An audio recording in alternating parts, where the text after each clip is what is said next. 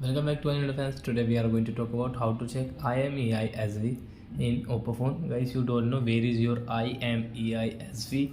So guys, don't worry, I will tell you where is your IMEI SV in Oppo phone.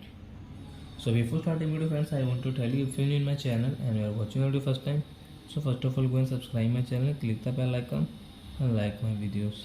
So guys, now let's start video. First of all, open your phone setting. So guys, we will on it.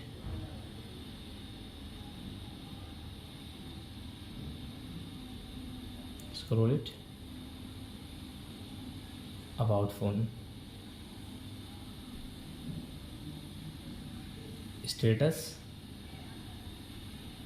IMEI SV.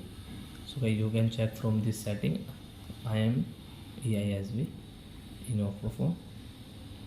So I think friends, you have understood how to check IMEI SV setting in Oppo phone. So that's it guys, thanks for watching my video. Now we will meet on next video with new topic.